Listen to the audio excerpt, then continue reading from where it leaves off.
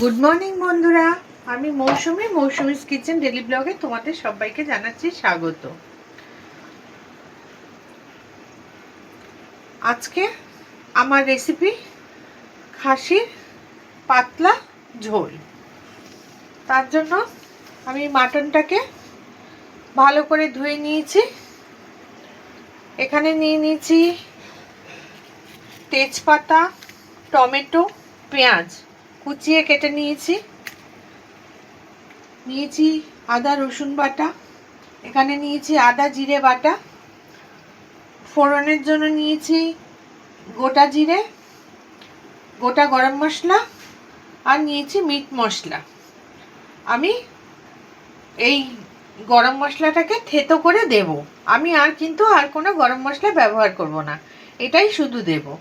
এবার আমি মাংসটাকে ম্যারিনেট করব। তার জন্য আমি এই গামলার মধ্যে মাংসটা নিয়ে নিচ্ছি। পেঁয়াজ টমেটো মধ্যে মাংসটা নিয়ে নিলাম।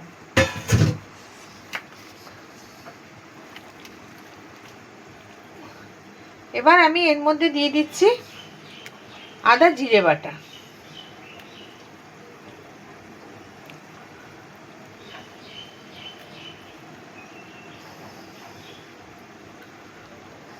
আদা জিরে বাটা দিয়ে দিলাম। এবার দিয়ে দিচ্ছি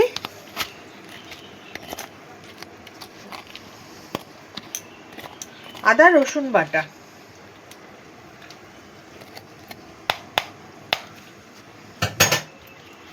হাত দিয়ে না করলে না হবে না। এবার দিয়ে দিচ্ছি আদা রসুন বাটা।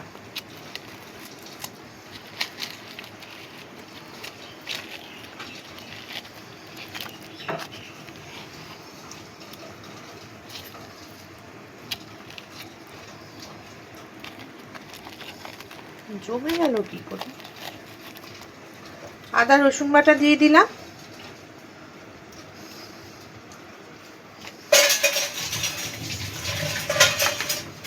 এবার এর মধ্যে দিয়ে দেব মিট মশলা।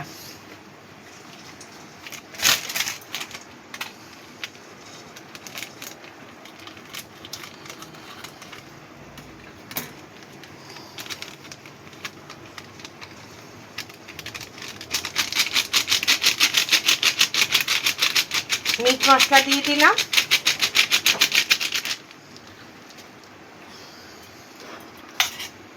দিয়ে দেব হলুদ গুঁড়ো দিয়ে দিলাম।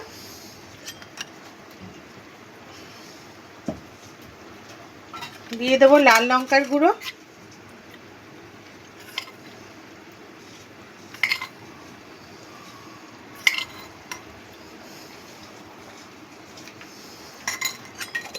আর দিয়ে দেব একটু কাশ্মীরি লঙ্কার গুঁড়ো।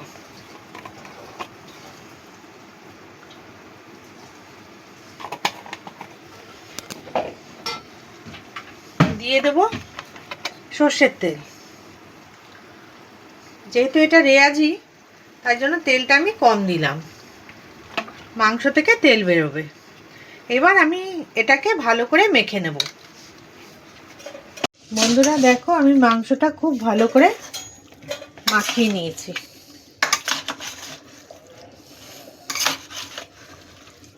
এবার এটাকে 30 মিনিট ঢেকে রেখে দেব।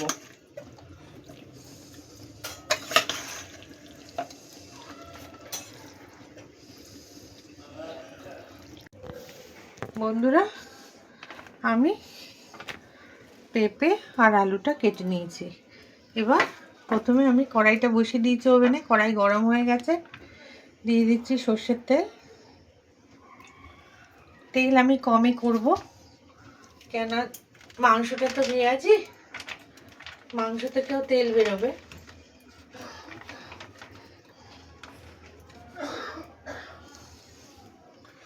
তেলটাকে গরম করে নেব।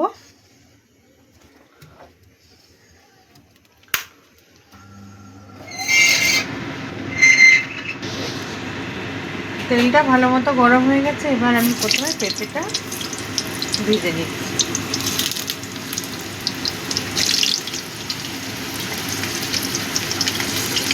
অল্প একটু জাস্ট ভেজে নেব।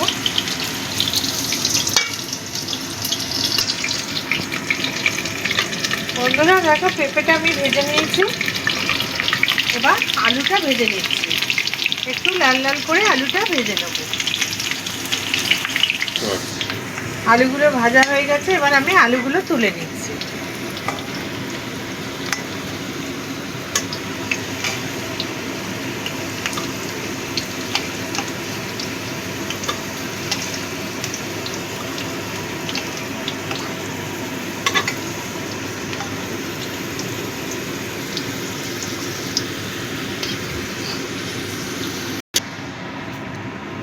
আলুগুলো সব তুলে নিয়েছি, এবার ওই তেলের মধ্যেই দিয়ে দিচ্ছি গোটা জিরে ফোড়ন।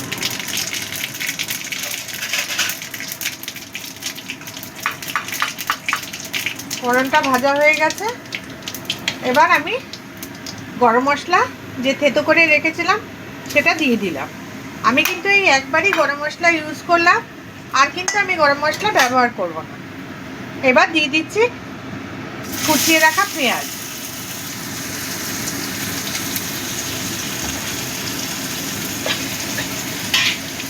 এইভাবে করে খেও বন্ধুরা, খুব ভালো হয় খেতে। পেঁয়াজটা একটু লাল করে ভেজে নেব।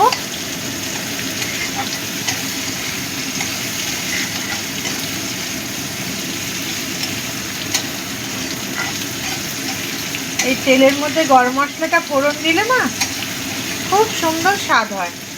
আমি এটা আমার শাশুড়ি মার কাছ থেকে শিখেছি।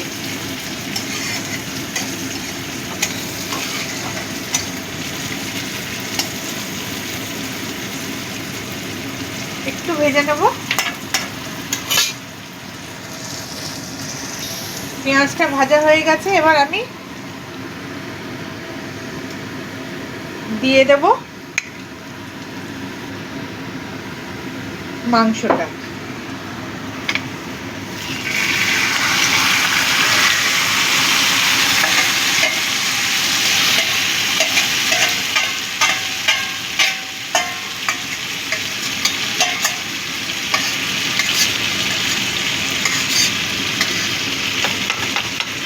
মাংসটা দিয়ে দিলাম।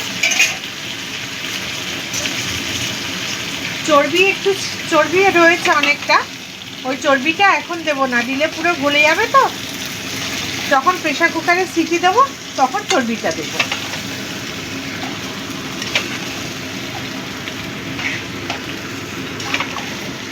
ভালো করে মিশিয়ে নিচ্ছি।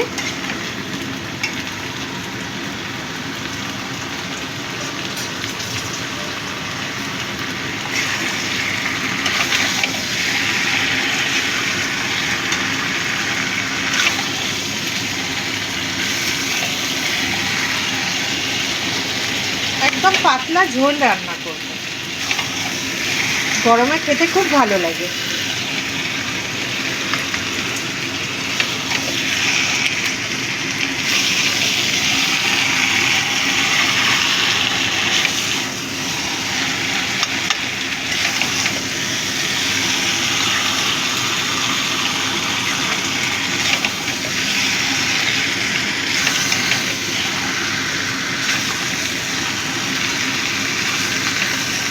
ভালো করে মিশিয়ে দিলাম। এবার চাপা ঢাকা দিয়ে দেবো। ফ্লেমটাকেও মিডিয়ামে করে দেবো। মাংস থেকে জল বেরিয়েছে, এই জলটা পুরো শুকিয়ে নেব, তাহলে মাংসটা খুব ভালো কষে যাবে।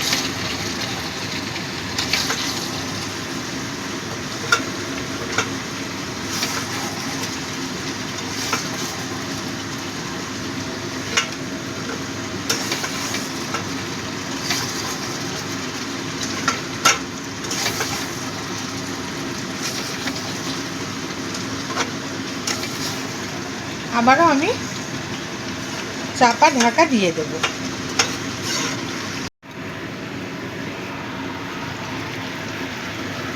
বন্ধুরা দেখো তেল ছেড়ে দিয়েছে, আমার মাংসটা কষানো হয়ে গেছে ভালো মতো।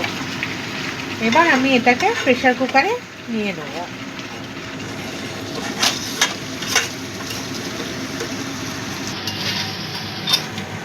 মাংসটা আমি দিয়ে দিচ্ছি প্রেসার কুকারে।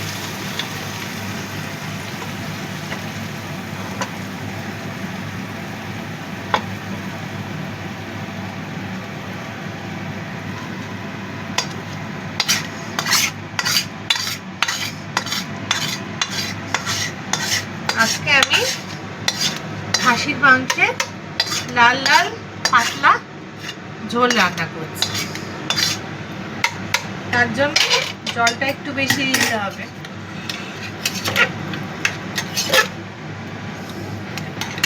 মাংসটা একটু ওপর নিচ করে দিচ্ছি, আলুগুলো আর পেঁপেটা নিচে আছে।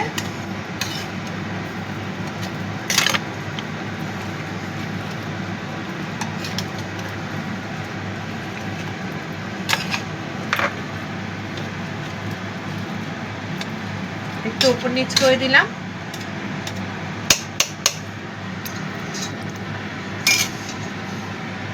এবার এই মশলা ধোয়া গামলার জলটা কড়াইতে নিয়ে নিচ্ছি।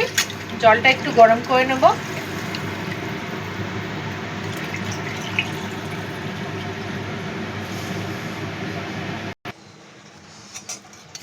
জলটা গরম হয়ে গেছে, এবার আমি জলটা মাংসের মধ্যে দিয়ে দিচ্ছি।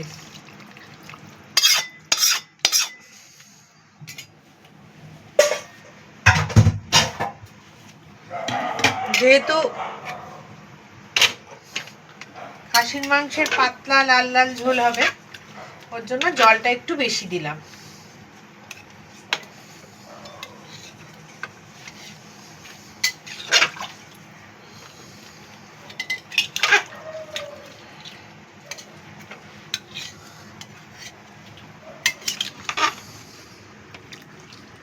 আগের দিন যখন মুরগির লাল লাল পাতলা ঝোল রান্না করেছিলাম, তখন একজন দিদি বা বোন যা হোক কিছু হবে, আমাকে কমেন্টে লিখেছিল ঝোল তো দেখতেই পাচ্ছি না।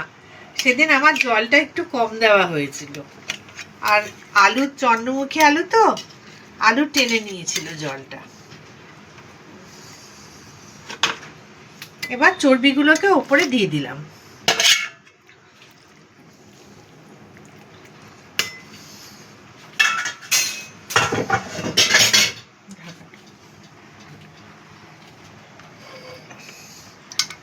এবার ঢাকাটা বন্ধ করে দিচ্ছি।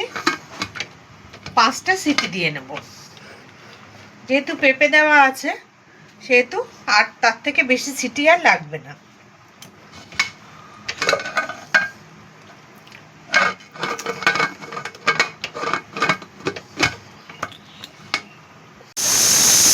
সিটি পড়ে গেছে, এবার আমি বন্ধ করে দেব। বন্ধুরা, প্রেসার কুকারের স্টিমটা বেরিয়ে গেছে, আমি খুলে মাংসটা ঢেলে নিয়েছি। এই হচ্ছে লাল লাল মাটন।